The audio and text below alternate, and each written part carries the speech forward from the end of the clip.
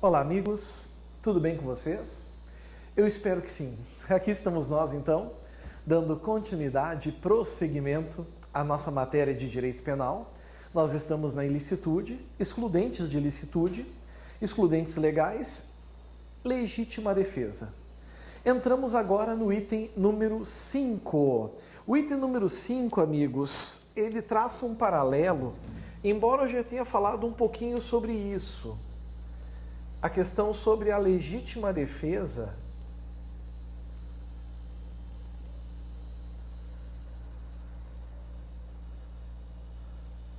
e a vingança.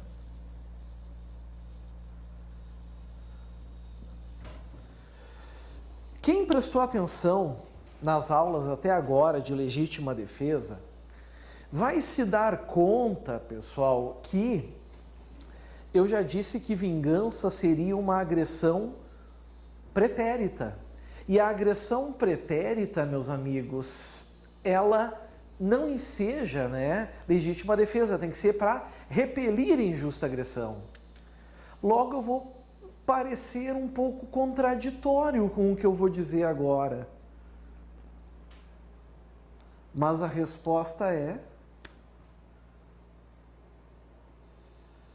não, eu não vou dizer que cabe, eu vou dizer que não afasta. Não afasta a legítima defesa. Mas, professor, isso não seria um incentivo para as vinganças? Isso não seria um incentivo para a criminalidade? E a lei no artigo 25 fala em repelir, não em revidar, não em se vingar. É que vocês não podem esquecer uma coisa. Se eu disser que a vingança afasta a legítima defesa, nós vamos ter um sério problema aqui. Por quê? Vamos supor, olhem só, que o A tenha uma relação de desafeto com B. Eles são, como eu disse, desafetos. A e B são desafetos. E aí o que acontece, pessoal? O B praticou uma conduta contra o A, por exemplo, uma agressão.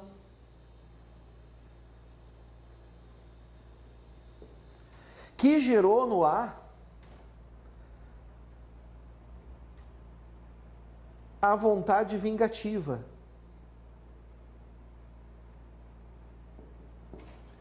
Gerou no A a vontade vingativa. Até aqui, só querer se vingar não caracteriza a legítima defesa. Por quê? Porque a agressão já é passada, a agressão já é pretérita. Mas, e se porventura B, posteriormente,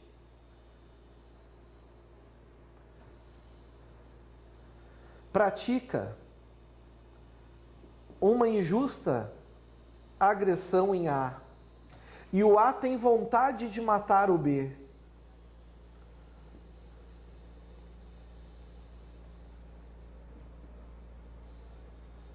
nesse caso ele poderá agir em legítima defesa? Resposta: sim. Sim. Mas vejam que agora é preciso o que, pessoal? É preciso a vontade de se defender.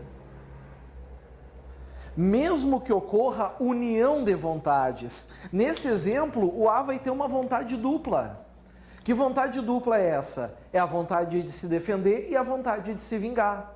Se eu dissesse aqui para vocês que a vingança nunca é plena, mata a alma e envenena.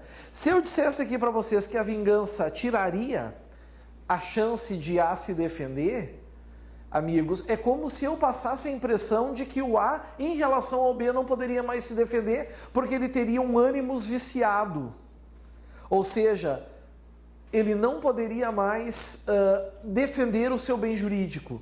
Então, amigos, para resumir, para fazer um resumo, é cabível agir em legítima defesa em relação à vingança? Sim. Nunca somente por vingança. Desde que tu esteja também querendo agir em legítima defesa, repelindo uma agressão atual ou iminente. Certinho? Beleza.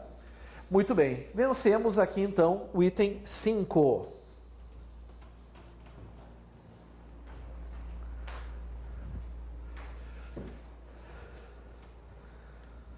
Vamos agora para o item número 6.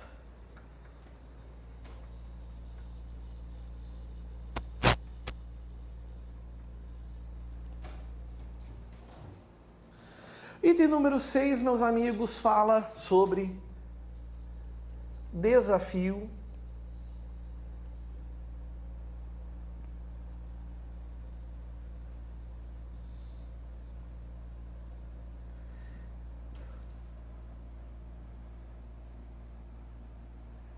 e legítima defesa. Desafio e legítima defesa. Já vamos adiantar?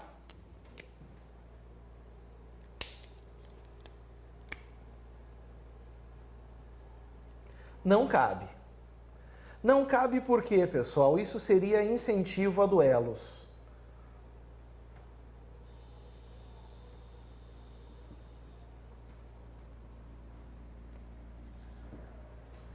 Certo? Marcar desafios.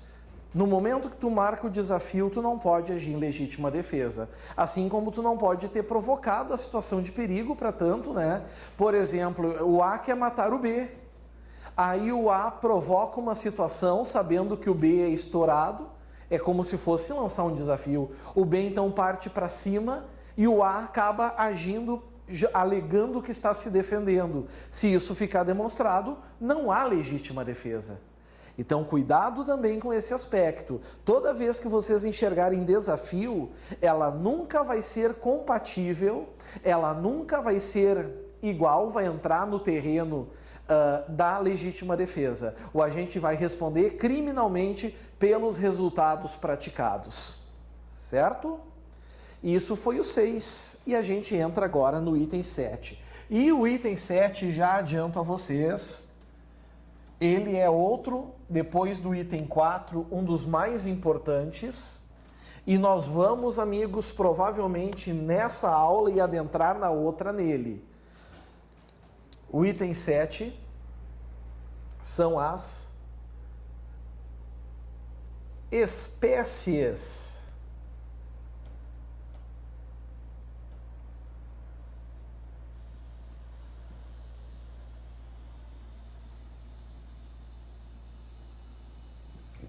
de legítima defesa. Sim, nós temos espécies. Ah, professor, eu sei, real e putativa. Não, são muitas. São espécies, vamos fazer até melhor. Espécies e modalidades. Melhor ainda. Espécies, modalidades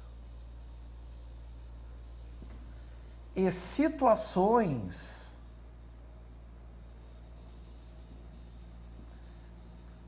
de legítima defesa. Agora ficou bonito. Tá aqui, ok? Nós vamos começar com as espécies. E elas vão depender, num primeiro momento, das suas classificações, tá? 1. Aliás, vamos botar aqui letra A.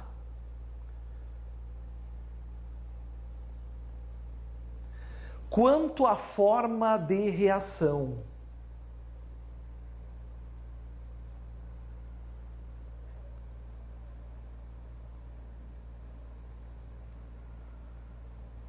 Certo? Quanto à forma de reação. Essa, meus amigos, é a primeira. Nós temos que cuidar isso é muito importante. Quanto à forma de reação. Quanto à forma de reação, nós podemos ter legítima defesa agressiva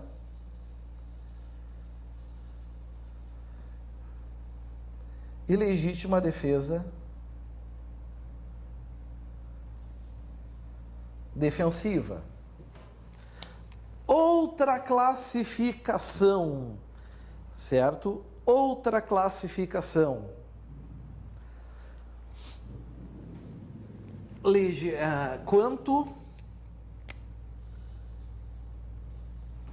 Próxima, quanto à titularidade do bem jurídico.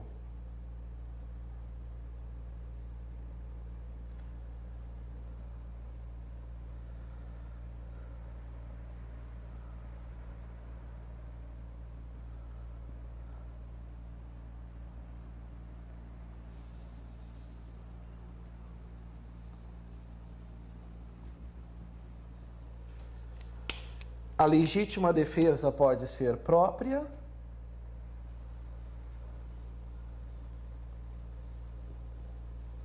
e ela pode ser de terceiro.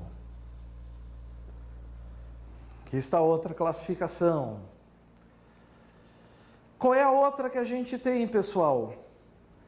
Quanto ao aspecto subjetivo. Quanto ao aspecto subjetivo, letra C.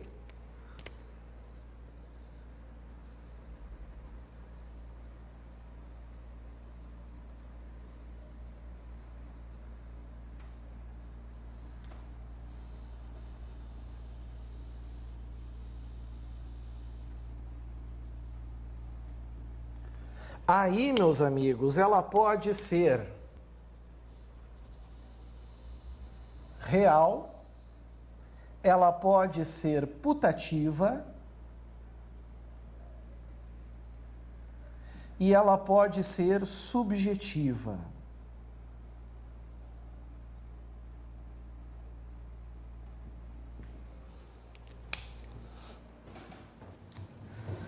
Muito bem. O que nós vamos fazer agora? Eu vou explicar para vocês o que é cada uma. Eu não vou colocar na tela, porque eu acredito que os senhores podem entender o que é cada uma delas. Eu acredito que aqui no meio eu não tape.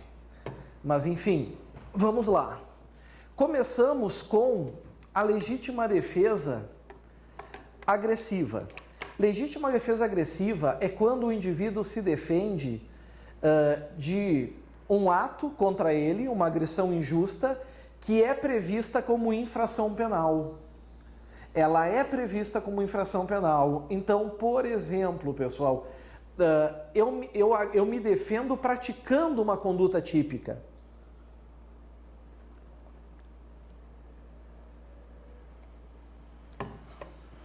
Certo? Eu me defendo praticando essa conduta. Por exemplo,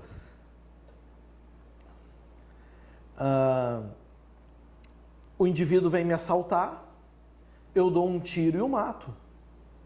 Conduta típica de homicídio. Eu tinha a intenção de praticar uma conduta típica, certo? Contra o ato dele que está me assaltando. Já a legítima defesa defensiva, eu não pratico a conduta típica.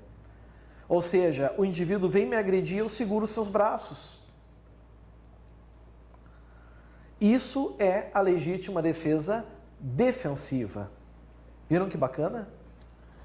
Então, cuidem esse detalhe também. Essa é a primeira classificação aqui, quanto à forma de reação. A outra é bem conhecida, né, pessoal? Quanto à titularidade do bem jurídico. Legítima defesa própria é quando eu defendo o meu próprio bem jurídico, certo? Eu defendo o meu próprio bem jurídico. Um indivíduo está proferindo diversas ofensas contra mim, eu então ajo diante dele para que faça cessar essas ofensas. Isso é uma legítima defesa própria. Legítima defesa de terceiro é quando eu vou defender, certo? Bens jurídicos de outrem. Como eu já disse para vocês, pode ser da própria pessoa que eu estou agindo, como desmaiar o sujeito que estava usando drogas, como pode ser também incidindo sobre outra pessoa.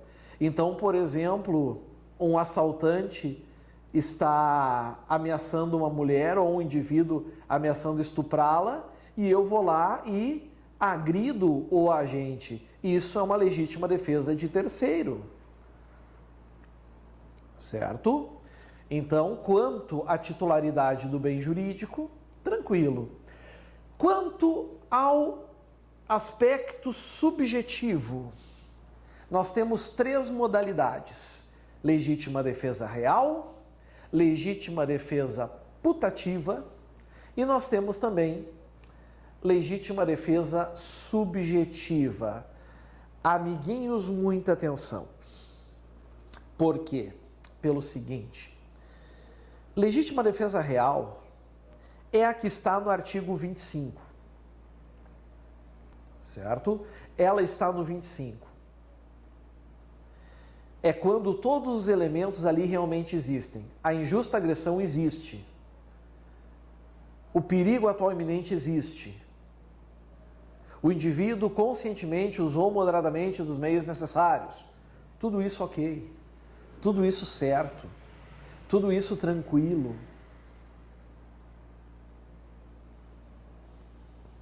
Ok?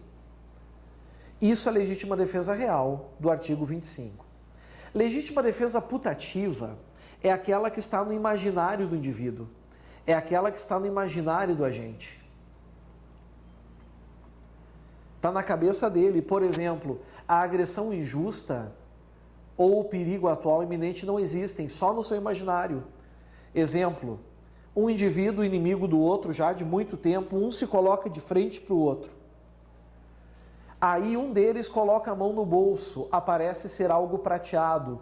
O outro acredita ser uma arma ou um punhal, rapidamente saca seu revólver e mata o indivíduo. Quando vai olhar o que é um relógio que ele ia ganhar de presente como pedido de desculpas. Ou é um crucifixo mostrando que virou religioso. Vejam que a legítima defesa ficou só no imaginário. Essa não está no 25. A legítima defesa putativa, ou discriminante putativa por legítima defesa, está no artigo 20, parágrafo 1º do Código Penal. É isento de pena o agente que, por erro plenamente justificado pelas circunstâncias, supõe situação de fato que, se existisse, tornaria a ação legítima. É isso. Certo? Então, tomamos um grande cuidado também em relação a esse ponto, a esse aspecto. Certo? Ela é do imaginário. Esse é o exemplo tradicional de prova. Não sei se alguém assistiu o filme Carandiru, em que o Drauzio Varela, ele fica um tempo no Carandiru e entrevista pessoas que vão contando o seu histórico de vida. E tinha um lá, um preso que contou que entrou lá porque participou de um assalto, né? E o assalto eram 3 pessoas. Eles assaltaram, depois iam para uma casa lá para dividir o dinheiro. Um deles foi no banheiro, quando saiu veio arrumando a calça, que é assim. O cara se assustou e matou o comparsa. Depois foi olhar, não tinha nada. Ele disse, pô, como é que tu me faz uma coisa dessa, sabe? E eles realmente tinham combinado de matar o cara. Mas houve uma legítima defesa putativa ali. Imaginou que havia situação de perigo. Agora, o que seria a legítima defesa subjetiva? Essa aqui. Ela também é chamada, pessoal, vocês podem escrever aí, de excesso acidental. Pode também levar esse nome, excesso acidental. E o que seria esse excesso acidental no fim das contas? É assim, pessoal, é quando o indivíduo age em legítima defesa, seja ela real, seja ela putativa, só que não se dá conta que cessou o perigo e, em erro de tipo excusável, acaba praticando um excesso. Como é por acidente, não responde nem a título de dolo nem de culpa, porque o homem médio também cometeria aquele erro excusável. Exemplo, olhem só, o A está prestes a ser agredido por um sujeito de estatura extremamente avantajada, dobro, triplo dele, sabe? Braço tipo do juiz Daronco aqui do Sul, que muita gente conhece. Então o cara vem com tudo para cima. O sujeito, para se defender, ele foi muito feliz num golpe. Um golpe que fez o grandão tombar. Só que, é óbvio, o sujeito ainda tem receio, não percebe que o indivíduo já está inconsciente e desfere muitos outros golpes nele, já inconsciente quando o perigo já cessou. Entenderam por que se chama excesso aqui? É por isso. Só que é um excesso, amigos, não é na essência, é um excesso acidental. Por isso que a absolvição, nesses casos, se impõe. Ok? Cuidem em relação a isso também. Certinho? Show de bola. Vencido aqui, o que nós vamos fazer? Vamos apagar. Mas a gente segue no item 7.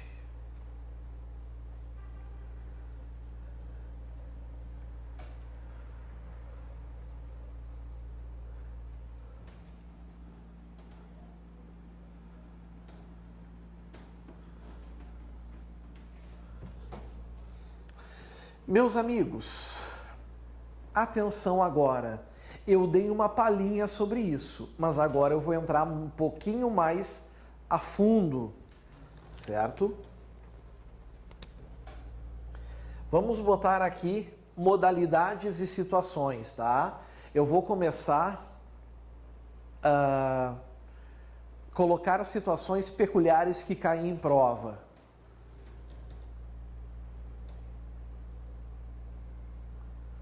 Legítima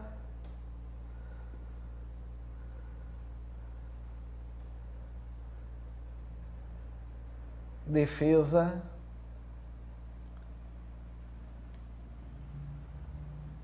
da honra. Legítima defesa da honra. Meus amigos, agora a gente tem que cuidar. Eu falei que todo bem jurídico é disponível. Todo bem jurídico é disponível e admite a tutela do Estado. O Estado não consegue estar em todos os lugares ao mesmo tempo para proteger as pessoas. Dessa maneira, dessa feita, o que acaba acontecendo, pessoal? Acontece que tem que permitir que as pessoas atuem. Então, quando fala em legítima defesa da honra, já vamos adiantar, né? Admite LD. Todavia, é preciso saber os limites dessa legítima defesa. É preciso saber os limites, certo? Até porque, o que acontece, pessoal? A gente trabalha a legítima defesa da honra sob 3 enfoques. A. Respeito pessoal.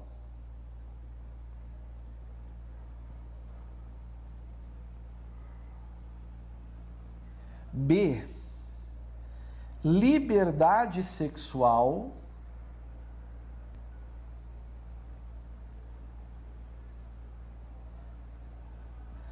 E C. Infidelidade conjugal.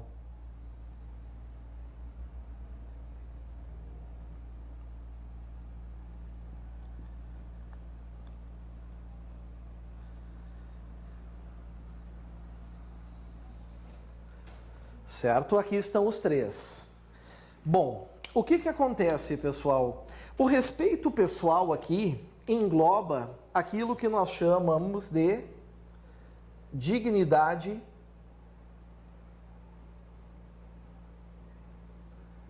ou decoro. Ou seja, caracterizado por calúnia,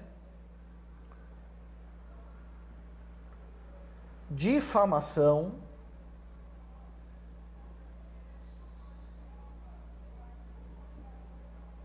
injúria. Não interessa agora para nós a diferença entre os três. Vai ter um momento que nós vamos trabalhar nos crimes contra a pessoa, os crimes contra a honra. O fato é que eles atingem, amigos, a dignidade e o decoro. Então, se uma pessoa pratica contra mim calúnia, difamação ou injúria, certo? Permite que eu atue em legítima defesa. Mas eu posso matar a pessoa? Não. É excesso, eu vou responder pelo excesso. Mas aqui, a jurisprudência já afirmou o entendimento e a doutrina também, que admite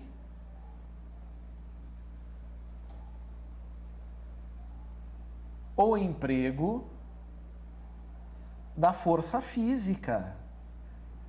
Cuidado, não é para se vingar das ofensas, não é para revidar as ofensas, é para fazer cessar as ofensas, certo? Nesses casos, sim, até porque na injúria, inclusive, dentro do Código Penal se admite a chamada retorção imediata, que é uma causa de perdão judicial, que é quando se profere uma injúria contra a outra. Então, cuidem esse ponto aqui, tá? Bom, liberdade sexual. Liberdade sexual, amigos, todo mundo tem direito ao pleno gozo e liberdade do corpo no que diz respeito à questão sexual. Nesse contexto, aqui, obviamente, amigos, admite também a legítima defesa, claro, e, inclusive,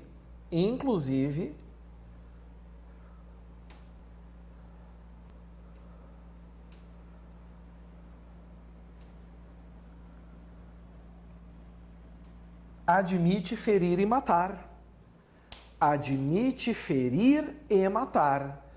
Certo? Uma mulher, por exemplo, pode matar o seu algoz que está tentando lhe estuprar, por exemplo. Ah, professor, mas aí não é contra a honra. Vocês acham realmente que não atinge a honra da mulher? Ou de um homem, por exemplo? Um abuso sexual? É óbvio, certo? Então, cuidem isso. E a infidelidade conjugal? Pois é, amigos, a infidelidade conjugal foi a maior celeuma de todas.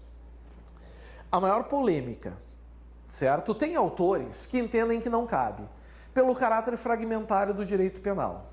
Ou seja, o direito penal não deveria se preocupar com isso e que entendem que a desonra pior não é do traído, mas é do traidor, que mostra para a sociedade que não está preparado para um relacionamento, que a Lei 12.015 de 2009 revogou o adultério e que isso mostra cada vez menos preocupação com o direito penal. Todavia, certo, como a honra é algo tutelado pelo direito, também admite, mas a legítima defesa aqui somente através de injúrias, impalpérios. Não se admite, inclusive aqui, e isso eu quero que vocês cuidem, aqui não se admite, inclusive, nem calúnia, nem difamação. Porque aí a honra objetiva estaria sendo atingida, mas as injúrias daquele momento poderiam ser aplicadas. Certo? Muito bem. Vencemos aqui então, né, a legítima defesa da honra. Temos que continuar com o item 7. Então vamos lá, eu vou seguindo nesse bloco, vou fazer ele um pouco maior. Eu acredito que vai ficar legal, ao invés de pararmos aqui, já que a gente está embalado. E eu vou ser sincero, eu curto muito essa parte aqui. Então vamos lá.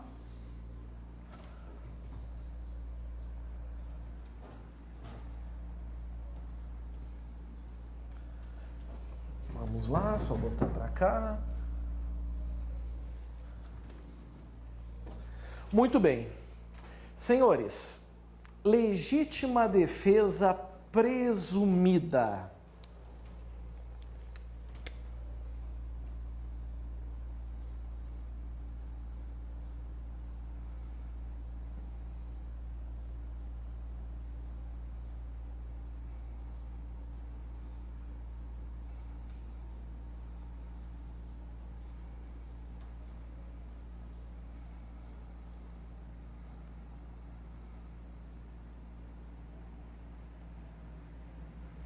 Legítima defesa presumida. Bom, pessoal, cuidado. Primeiro eu já vou dar a letra para vocês, certo?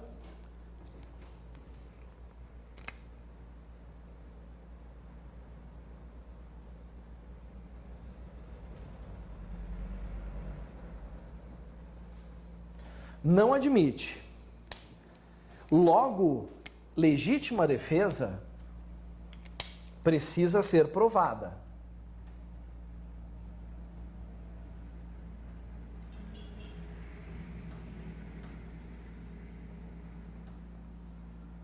E como é que eu sei isso, pessoal? Como é que eu sei isso?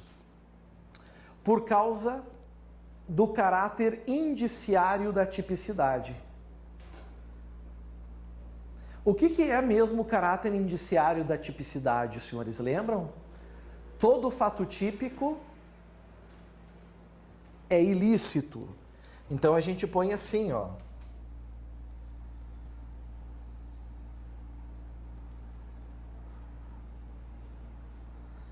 Todo fato típico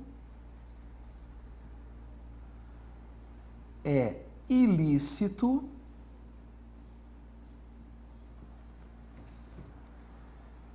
até prova em contrário. Todo fato típico é ilícito até prova em contrário.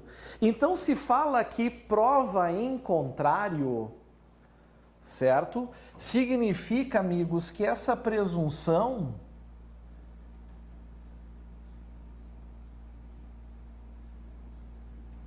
ela é iuris tantum, ou seja, é uma presunção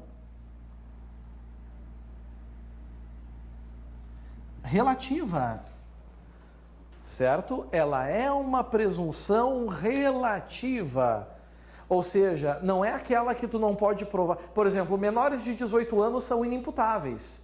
Presume-se que eles não têm condições de compreender o caráter ilícito do fato. E não adianta tentar provar, juntar 1 milhão de laudos, eles sempre vão ser inimputáveis. Isso é a chamada presunção iure et de iure. Essa não. Essa aqui, por exemplo, o Ministério Público denuncia o réu por homicídio. A presunção é que esse homicídio é típico e ilícito. Mas inverte-se o ônus da prova. Vai haver aqui a inversão do ônus da prova, e agora vai caber a quem alegou provar que o fato é típico, mas lícito. Ou seja, que a legítima defesa está presente. Então tem que provar, não pode presumir. Ela não é presumida. Certinho? Vencemos também. Vamos apagar aqui. Fácil e tranquilo.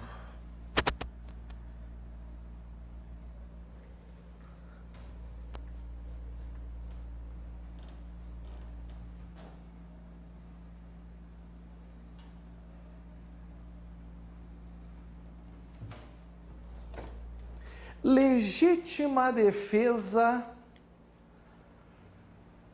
contra a multidão.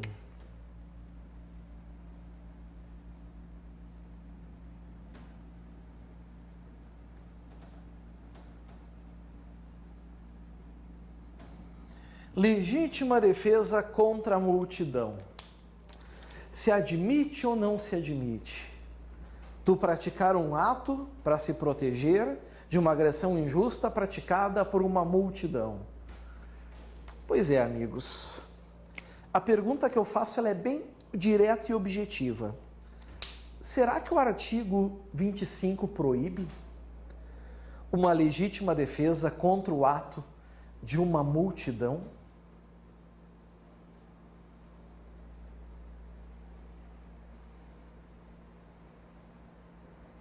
E agora? Será? Vamos olhar o 25. Vamos ver.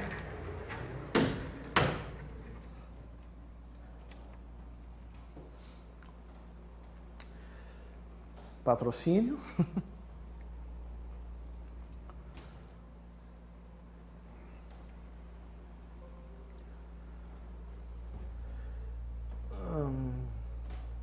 Olhem só.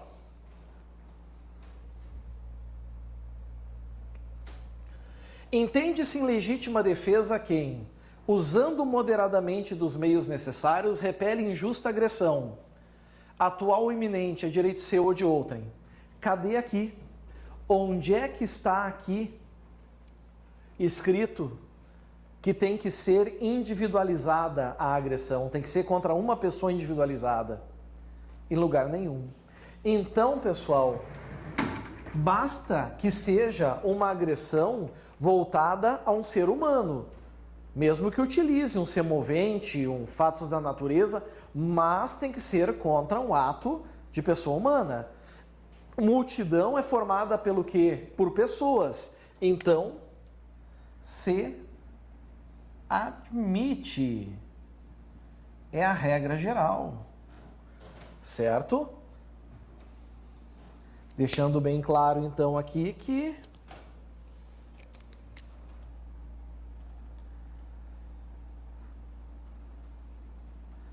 a conduta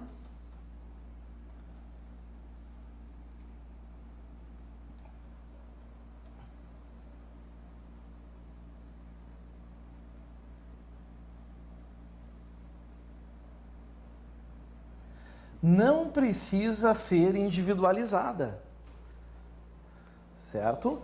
Ela não precisa ser individualizada.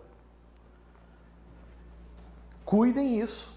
Isso é muito importante. Então, por exemplo, se tem várias pessoas proferindo ofensas contra mim, eu posso muito bem, em defesa da minha honra, usar o emprego de força contra algumas delas, mesmo que eu não esteja visando uma única.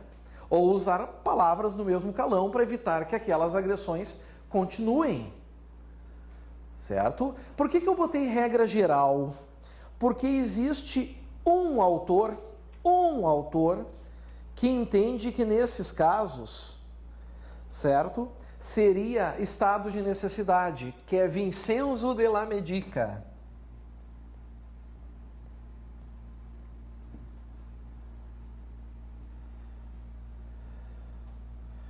Para ele seria estado de necessidade exatamente por não existir aqui uma pessoa individualizada proferindo a agressão injusta. Ok? Foi também.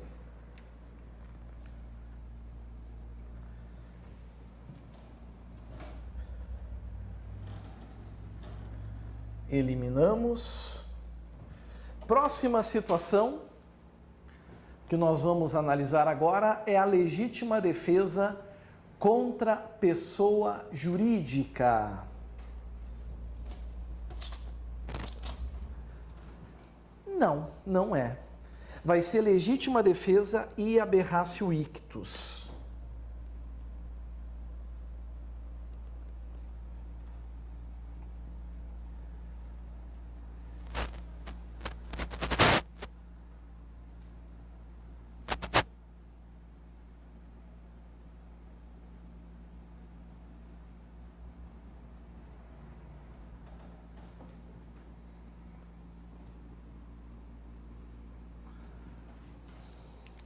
Primeira coisa que a gente tem que saber, admite ou não admite?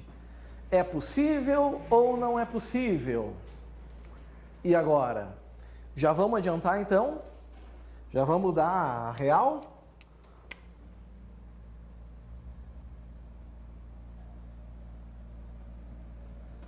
Aqui está. Se admite, é admitido, tá bonitinho aqui. Mas nós temos que lembrar, amigos, o que é a aberratio ictus? A aberratio ictus também é conhecida como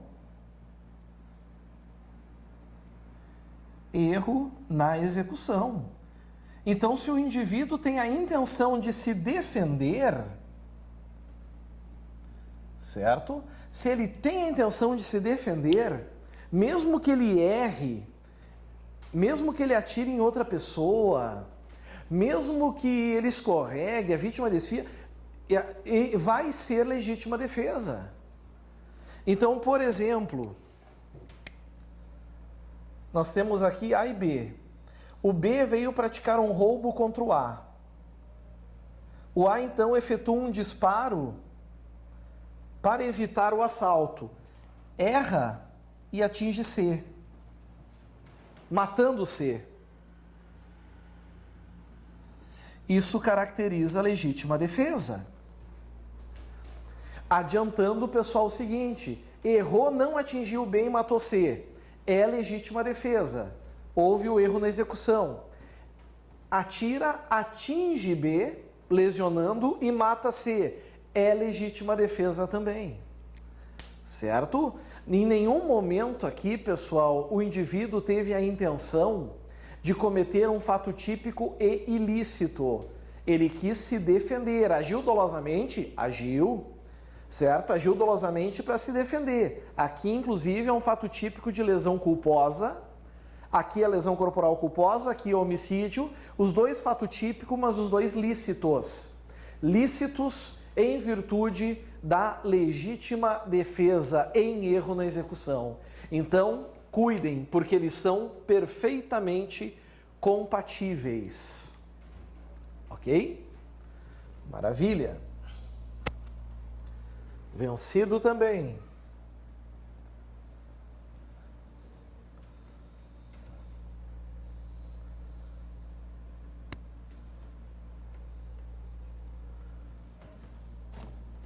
Legítima defesa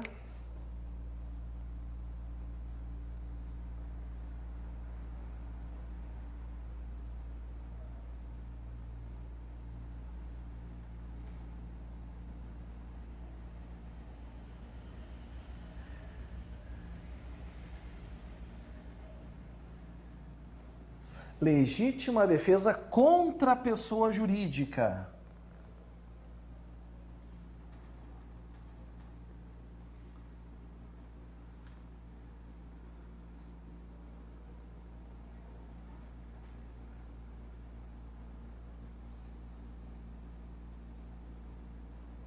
Legítima defesa contra a pessoa jurídica. Precisamos saber uma coisa aqui, pessoal.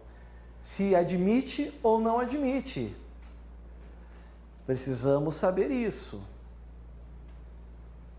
E agora, cuidado. Já vimos o quê? Que para defender a pessoa jurídica é possível, né?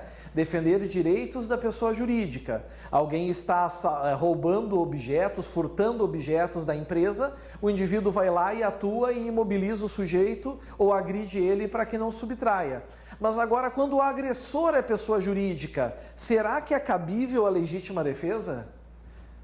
Vamos dar primeiro a resposta?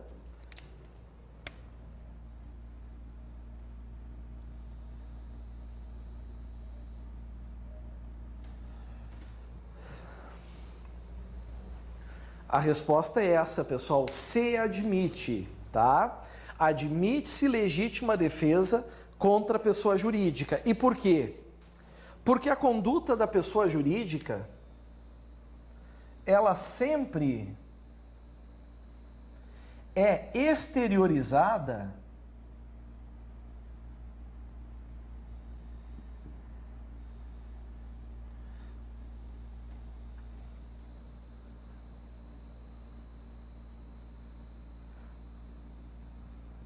por uma pessoa física. Ela sempre vai ser exteriorizada por alguém, né? Ela não tem vontade própria, Savigny já dizia isso. Então, o que acontece aqui, pessoal? É possível, quer ver um exemplo? Vamos pegar o Tício. Tício. O Tício, ele é funcionário de um supermercado. e ele ouve, certo? No supermercado, ofensas à sua honra.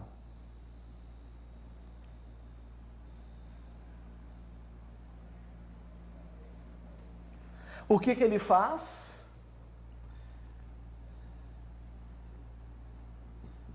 Destrói o alto-falante. Ele praticou uma conduta típica? Claro que sim. Praticou a conduta típica aqui de dano. Artigo 163 do Código Penal. Praticou a conduta de dano. Artigo 163 do Código Penal. Todavia é lícito. É lícito. Ele fez para que acabasse aqueles insultos. Praticados por quem? Pelos responsáveis da pessoa jurídica. Então, também é admitido. Certo? Se deram conta disso? Maravilha!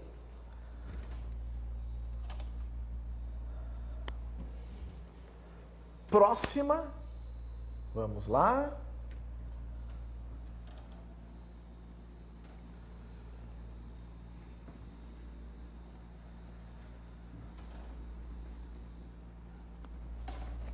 Legítima defesa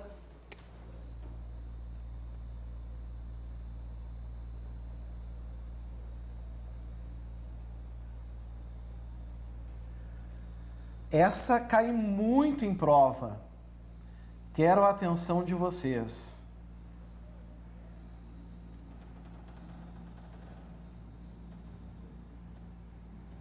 Legítima defesa sucessiva. Legítima defesa sucessiva. Primeira pergunta: é possível? Se admite? É óbvio que estou falando o tempo inteiro em admite, é porque em algum momento, em alguma situação, algumas não vão ser admitidas. Então temos que cuidar isso. Já adiantando.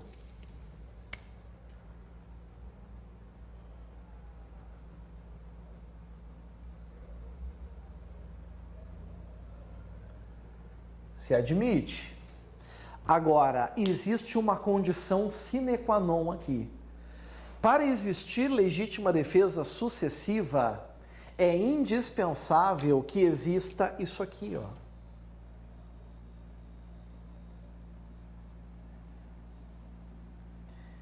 Excesso. Para uma questão de prova ter como resposta legítima defesa sucessiva, ela tem que informar que houve excesso. Ou se na prova falar legítima defesa sucessiva, tu tem que responder que teve excesso. Por isso que muita gente gosta de memorizar como sendo legítima defesa sucessiva, para lembrar do excesso. E o que é isso, amigos? Nada mais é do que reagir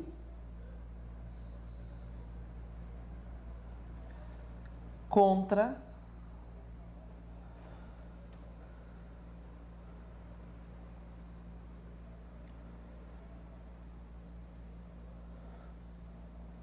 o excesso de legítima defesa.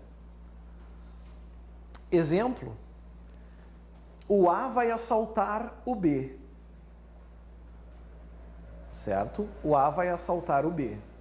O A vai assaltar o B apenas com a mão. Sem arma, sem revólver, sem nada. Ok? O B, então, dá um soco em A que cai no chão, já desfalecido. O B tem uma faca e decide esfaquear o A já no chão, imobilizado. A partir desse momento, surgiu o excesso de B. Se deram conta? A partir desse momento, a partir desse instante, o excesso começou a acontecer. Se começou a acontecer o excesso nessa situação, pessoal, vocês têm que tomar um pouquinho de cuidado, porque a partir do momento do excesso, o A já passa a ter a legitimidade para agir em legítima defesa. E se porventura o A tomar a faca de B e o matá-lo, estará configurada aqui a legítima defesa para o homicídio. Então a gente sempre tem que perceber o momento em que ocorreu o excesso. A partir do momento que o excesso ocorreu, a partir dali começa-se o outro a ser legítimo para agir. Então duas pessoas, uma vem lhe dar um soco, certo?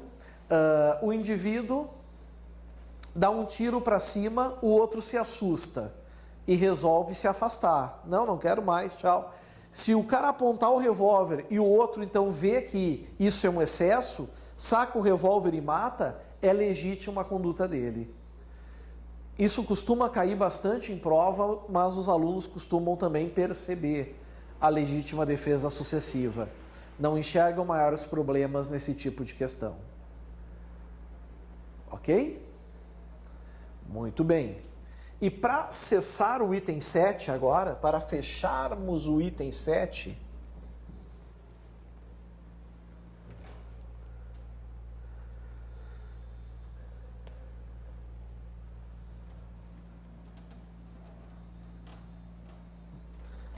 a gente vai falar sobre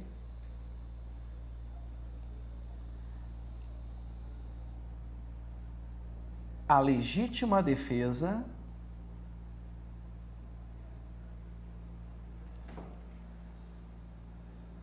nas relações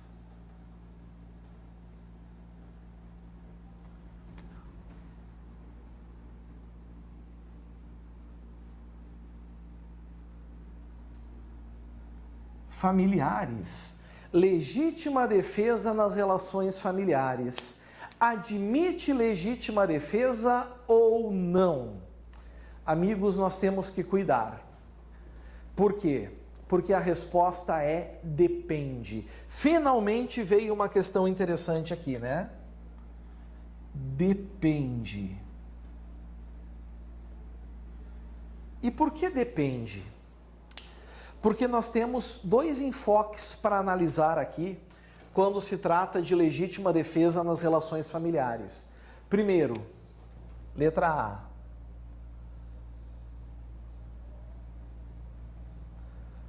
Dos pais contra os filhos.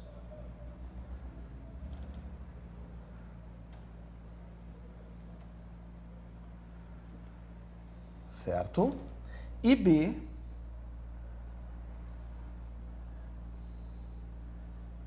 entre os cônjuges.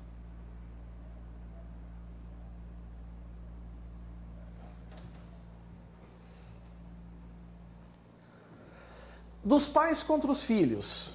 Quando se tratar de castigos moderados, por exemplo, deixar sem sobremesa, ficar no quarto por um período, certo? Caracterizando em tese um cárcere privado, a palmadinha pedagógica, coisas assim, pessoal. Nesses casos, não admite legítima defesa, nem própria dos filhos contra os pais, nem de terceiros, familiares, vizinhos, etc. Por quê? Porque os pais, nesse caso, estão agindo no chamado ERD, que é o chamado exercício regular de direito. É direito dos pais a educação dos filhos. Agora, se porventura forem castigos imoderados,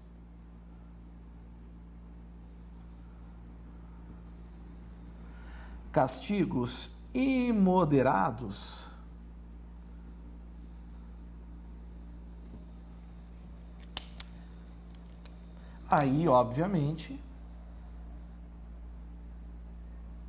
se admite a legítima defesa. Pode ser própria dos próprios filhos em relação aos pais, pode ser de terceiros envolvidos, né, familiares, vizinhos, ou seja, partindo-se de atos de tortura ou mais agressivos que se possam perceber, aí sim será admitido. E entre os cônjuges, pessoal, admite legítima defesa? Óbvio que sim. Admite. Até porque um não tem grau de ascendência em relação ao outro. Nós temos claramente o artigo 226, parágrafo 5º da Constituição Federal, que é muito claro ao estabelecer isso. Venham comigo, por favor. Vamos dar uma analisada aqui. 226, parágrafo 5º.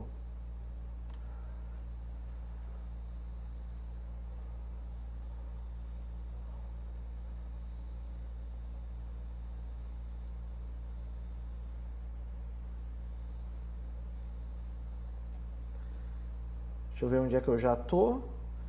167, vamos lá.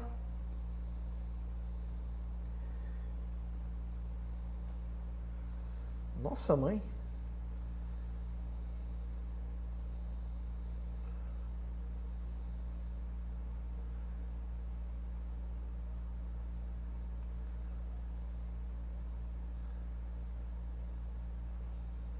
Tá aqui. A família, base da sociedade, tem especial proteção do Estado. Parágrafo 5º. Os direitos e deveres referentes à sociedade conjugal são exercidos o quê? Igualmente pelo homem e pela mulher. Está ali. Certo? Logo, aquela história que em briga de marido e mulher ninguém mete a colher, é muito bonito até o momento que qualquer pessoa for lá para agir em legítima defesa, seja em favor do homem, seja em favor da mulher. Certo? Muito bem. Assim, meus prezados amigos, nós vencemos também o item número 7. Temos que entrar agora no item número 8, mas isso é assunto para a próxima aula, para o próximo vídeo. Agora é hora de tomar um cafezinho, dar uma relaxada e daqui a uns minutinhos estamos de volta. Valeu, pessoal. Até mais. Tchau, tchau.